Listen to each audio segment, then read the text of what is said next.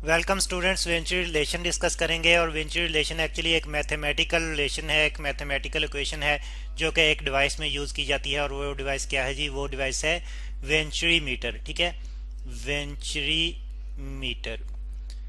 अब ये venturi meter किस लिए यूज़ की जाती है, ये डिवाइस किस लिए यूज़ की जाती है? तो ये speed of liquid flow measure करने के लिए यूज़ की जाती है। कोई भी लिक्विड फ्लो कर रहा हो तो उसकी स्पीड मेजर करने के लिए यूज़ की जाती है। Speed of liquid flow, liquid flow. ठीक है जी। और इसे हम कैसे यूज़ करते हैं? बर्नौलीज इक्वेशन जो है उसी की बेस पर जो है वो रिलेशन बनाते हैं, तो फिर उस पे उसी के ज़रिए से ये वेंचुरी डिवाइस बनाई जाती है, वेंचुरी मीटर जिसे हम कहते हैं। तो फिर जो है वो स्पीड ऑफ फ्लूइड या लिक्विड जो है मेजर करने के लिए यूज़ की जाती है। और वेंचुरी एक इटालियन साइंटिस्ट थे जिन्होंने ये डिवाइस में डेवलप की थी, तो उन्हीं के नाम पर फिर इसको वेंचुरी मीटर कहा जाता है। और रिलेशन जो उन्होंने बनाई थी वो बर्नौलीज इक्वेशन को यूज़ करते ही बनाई थी। अब बर्नौली इक्वेशन क्या है जी? ये हम यहाँ पे लिख लेते हैं। बर्नौली इक्वेशन हम यहाँ पे लिख लेते हैं P1 plus half of rho V1 square plus half of, sorry, plus rho GH1 is equal to P2 plus half of rho V2 square plus rho GH2। ठीक है जी, ये है हमारे पास बर्नौलीज इक्वेशन जो कि हम ऑलरेडी डिस्कस कर चुके हैं, समझ चुके हैं बर्नौलीज इक्वेशन को पहले ही, इसकी डेरिवेशन भी कर चुके हैं।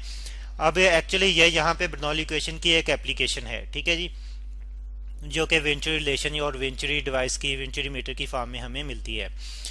तो अब इसमें से इसको मतलब मज़ीद जो है वो अंडरस्टैंड करने के लिए हम एक अरेंजमेंट ले लेंगे। ये अरेंजमेंट क्या है जी? एक्चुअली ये पाइप्स हैं जिनका क्रॉस सेक्शनल एरिया जो है वो चेंज हो रहा है। पहले तो ये है कि हम इसमें रिप्रेजेंट कर देते हैं कि इसमें से एक जो है वो फ्लूइड यानी कि एक लिक्विड फ्लो कर रहा है। वाटर भी हो सकता है, समथिंग अदर, मतलब कुछ भी हो सकता है। ठीक है जी, ये लिक्विड जो है इसमें से लेयर्स की फॉर्म में, यानी कि ये स्ट्रीम लाइन फ्लो है जिसको हम लेयर्स की फॉर्म में रिप्रेजेंट करते हैं। ठीक है जी, ये जो है वो है फ्लड फ्लो है। ठीक है, कोई भी लिक्विड वगैरह जो है वो फ्लो कर रहा है। अब इसकी डायरेक्शन भी हम रिप्रेजेंट कर देते हैं कि ये डायरेक्शन है जी फ्लो की। ठीक है, साथ में आप जो है वो नीचे कुछ और भी एक्स्ट्रा पाइप साथ में लगे हुए देख सकते हैं। तो इनमें भी यानी कि यहाँ पे भी जो है वो फ्लड आएगा। अब यहाँ पे तो जो है ये कम आएगा और लेकिन यहाँ पे ज़्यादा आएगा। अच्छा, ये कम या ज़्यादा कैसे आता है? एक्चुअली यहाँ पे ये फिर हम बाद में देखेंगे। तो पहले तो हम ये देख लेते हैं कि यहाँ पे पाइप जो है इसका क्रॉस सेक्शनल एरिया जो है वो ज़्यादा है और इस क्रॉस सेक्शनल एरिया को हम A1 कह लेते हैं। ठीक है, और यहाँ पे जो फ्लड यानी कि लिक्विड मूव कर रहा है उसकी स्पीड जो है वो V1 का कह देते हैं हम। उसकी एक स्पीड है जो कि V1 है। ठीक है जी, V1, और ये इस डायरेक्शन में फ्लो कर रहा है। और इस यहाँ पे जहाँ पे नैरो पाइप है यहाँ पे क्रॉस सेक्शनल एरिया बहुत छोटा है और इसको हम A2 कहते हैं। और यहाँ पे स्पीड जो है लिक्विड की वो V2 से रिप्रेजेंट कर देते हैं। अब हम प्रेशर की बात करते हैं तो यहाँ पे हम कहते हैं कि प्रेशर जो है वो P1 है और ये ज़्यादा है। और ये ज़्यादा कैसे है ये भी हम डिस्कस कर लेते हैं। और यहाँ पे प्रेशर जो है ये P2 है, ये कम है। अच्छा, देखें कि जहाँ पे क्रॉस सेक्शनल एरिया ज़्यादा होता है वहाँ पे प्रेशर ज़्यादा प्रोड्यूस होता है। अब ये प्रेशर ज़्यादा कैसे प्रोड्यूस होता है? तो एक्चुअली जो स्पीड और प्रेशर में रिलेशन है कि यहाँ पे स्पीड कम होगी वहाँ पे प्रेशर ज़्यादा होगा, तो वह इसी बेस पर यहाँ पे प्रेशर ज़्यादा है। अब स्पीड यहाँ पे कैसे कम होगी ये हम मज़ीद फर्दर डिस्कस करेंगे, तो उसमें हम कैलकुलेट करेंगे कि स्पीड यहाँ पे कम आती है और कैसे आती है, ये भी हम देखेंगे। यहाँ पे स्पीड ज़्यादा होगी तो यहाँ पे प्रेशर कम होगा। और तो इस तरह से ये वाला सेक्शन जो है ये प्रेशर डिफरेंस कैलकुलेट करने में हेल्प कर रहा है। तो ये एक्चुअली मैनोमीटर के तौर पर काम करता है जो कि प्रेशर डिफरेंस कैलकुलेट करता है लिक्विड्स का और गैसेस का। खैर, ये एक वेंचुरी डिवाइस की एक मतलब सिंपल सी जो है वो डायग्राम हमने यहाँ पे बनाई है। अब इसमें आप देख रहे हैं कि पाइप का ये वाला हिस्सा और ये वाला हिस्सा जो है वो सेम लेवल पे है।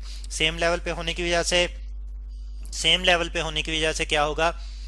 ये जो हाइट की वजह से जो प्रेशर है ये बराबर होंगे, यानी कि rho GH1 is equal to rho GH2। तो जब ये बराबर होंगे तो एक दूसरे का इफेक्ट जो है वो नेट इफेक्ट जो है कैंसल आउट करेंगे, तो इस तरह से इनको हम ड्रॉप कर सकते हैं। ठीक है जी, इनका इफेक्ट नहीं होगा एज अ होल। तो इसलिए यहाँ पे हम लिख देते हैं कि ड्रॉप्ड। ठीक है जी। तो अब हमारे पास जो है वो इसी डिवाइस के लिए फिर बर्नौली इक्वेशन क्या रह गई, बाकी बर्नौली इक्वेशन जो है वो यहाँ पे हम लिख लेते हैं। वो है जी हमारे पास P1 plus half of rho V1 square, ये लेफ्ट साइड पे हमारे पास ये बच गया, और राइट साइड पे हमारे पास P2 plus half of rho V2 square बच गया। ठीक है जी। ये हमारे पास जो है वो बाकी इक्वेशन आ गई इसी डिवाइस के लिए। अब हम ये करते हैं कि थोड़ी सी मॉडिफिकेशन करते हैं इसी में P1, और अगर P2 को इस साइड से कैंसिल आउट करना चाहें तो सब्ट्रैक्ट करेंगे, तो इस साइड पे भी सब्ट्रैक्ट करेंगे। ये ले जी यहाँ पे भी सब्ट्रैक्ट कर दिया। ठीक है, तो यहाँ से तो कैंसिल आउट हो जाएगा, उस साइड पे एज इट इज रहेगा। ठीक है, इज इक्वल टू, अच्छा ये वाला पार्ट मैंने नहीं लिखा, तो ये भी हम कैंसिल आउट करना चाहते हैं। अगर इसको कैंसिल आउट करना चाहेंगे तो इस साइड से जो है वो इसको भी मतलब सब्ट्रैक्ट करेंगे, तो यहाँ पे जो टोटली कैंसिल आउट हो जाएगा, लेकिन इस साइड पे नेगेटिव फॉर्म में रह जाएगा, जैसे कि प्रेशर P2 इस तरफ रह गया। तो half of rho V2 square minus half of rho V1 square आ जाएगा हमारे पास। ये इक्वेशन आ गई हमारे पास एक और ये एक्चुअली प्रेशर डिफरेंस जो है वो डिफाइन कर रही है यहाँ पे, और यहाँ पे जो प्रेशर है उनमें डिफरेंस जो है वो डिफाइन कर रही है। ठीक है जी, जो कि वेलोसिटीज की टर्म में हमारे पास आ रहा है। डेंसिटी तो कांस्टेंट होगी। अच्छा खैर, ये डेंसिटी और जो हाफ है ये कॉमन आ रहा है, इसको हम जो है वो कॉमन ले लेंगे। तो P1 minus P2 is equal to half of rho, ये तो हमने ले लिया कॉमन, तो हमारे पास V2 का स्केयर माइनस V1 का स्केयर जो है वो पैरेंथेसिस में आ गया। ठीक है, इसको हम कहते हैं कि ये हमारे पास फर्स्ट इक्वेशन बन गई। ठीक है, ये वेंचुरी डिवाइस के लिए पहली इक्वेशन है। और अब हम ये करेंगे कि मज़ीद इसको जो है वो अंडरस्टैंड करेंगे, और एक्चुअली जो हमने कहा था कि वेलोसिटी V1 कम होगी, तो उसी चीज़ को हम देखना चाह रहे हैं। तो उसके लिए हम ये करते हैं कि इक्वेशन ऑफ कंटिन्यूटी को जो है वो ले लेते हैं। इक्वेशन ऑफ कंटिन्यूटी क्या है ये हम यहाँ पे देख लेते हैं। इक्वेशन ऑफ कंटिन्यूटी, NUITY, ठीक है जी। और इक्वेशन ऑफ कंटिन्यूटी स्टूडेंट्स हमें बताती है कि जो एरिया और वेलोसिटी का जो प्रोडक्ट होता है किसी भी पॉइंट पे वो कांस्टेंट रहता है। तो इस तरह से किसी भी पॉइंट पे अगर हम एरिया और वेलोसिटी का प्रोडक्ट लें तो वो सेम रहेगा, यानी कि A1 V1 is equal to A2 V2। ठीक है, देखें अब हम V1 कैलकुलेट करना चाह रहे हैं। ठीक है जी, तो A1 को क्रॉस से मल्टीप्लाई कर देंगे तो हमारे पास आ जाएगा, या ये कह लें कि हम डिवाइड कर दें दोनों साइडों से, तो इस साइड से तो कैंसिल आउट हो जाएगा और इस साइड पे डिवाइड हो जाएगा, तो A2 डिवाइड बाई A1 आ जाएगा। ठीक है जी, और इस यहाँ पे फिर V2 आ गया।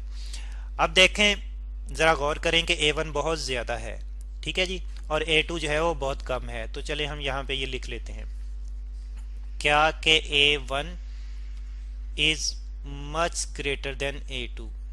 ठीक है जी, अब इससे क्या होगा, ज़रा गौर करें कि ये वाली रेशो जो है यानी कि A2 ओवर A1, डिनोमिनेटर बहुत ज़्यादा होने की वजह से ये रेशो जो है ये लेस देन 1 आएगी, और बहुत लेस आएगी, पॉइंट्स में डेसिमल में आएगी लेस देन 1। ठीक है जी, लेस देन 1। तो इससे क्या होगा, V1 जो है वो V2 से बहुत कम आएगी। ठीक है जी, यही फ्रैक्शन जब V2 से मल्टीप्लाई होगी तो बहुत कम रिजल्ट देगी, वो रिजल्ट क्या होगा V1। तो इससे फिर हमें क्या पता चलता है, इससे हमें ये पता चलता है कि V1 जो है वो V2 से बहुत कम होगी, तो V1 is very very less than V2। तो इसलिए हम फिर जो है वो V1 को ड्रॉप आउट कर देंगे, निगलेक्ट कर देंगे।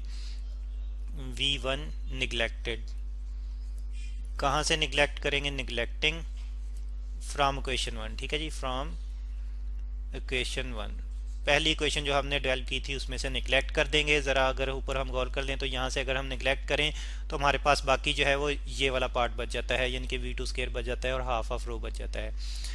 तो इस तरह से हमारे पास फाइनली जो वेंचुरी रिलेशन आती है वो हमारे पास आ जाती है जी P1 minus P2 is equal to half of rho V2 square. तो देखें ये वो रिलेशन है जो जिसकी मदद से जो है वो speed of flood flow calculate की जाती है, और एक्चुअली अगर हम सिर्फ प्रेशर का डिफरेंस जो है वो चेक कर लें तो उसी से जो है हमें स्पीड मिल सकती है। ठीक है जी, तो वेंचुरी मीटर में यही रिलेशन यूज़ की जाती है जो कि स्पीड जो है वो कैलकुलेट करने में हेल्प करती है।